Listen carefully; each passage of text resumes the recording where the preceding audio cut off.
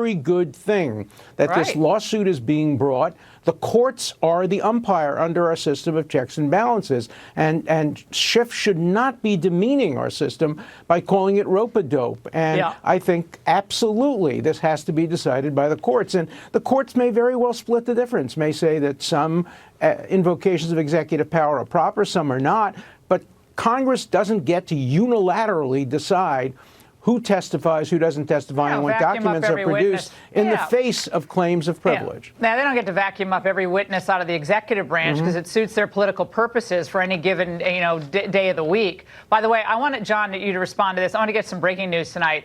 Fox News has confirmed that a White House national security official, his name is Lieutenant Colonel Alexander Vindman. He's going to tell impeachment investigators tomorrow in a statement that's been distributed to some media outlets that he twice reported objections over Trump's call with Ukraine. But get this. This is buried in the New York Times piece tonight, but I found it very interesting.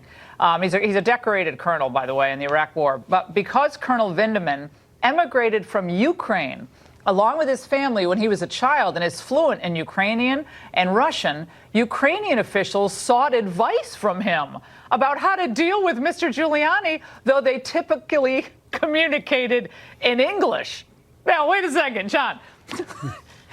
Here we have a U.S. national security official who is advising Ukraine while working inside the White House, apparently against the president's interest, and usually they spoke in English. Isn't that kind of an interesting angle on this story?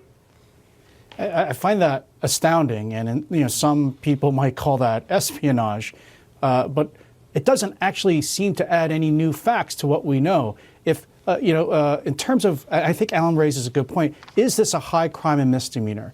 Whether you have one person or five people all saying, well, we objected to what the president said with the president of Ukraine. We have the transcript of the call. We can all make our judgment.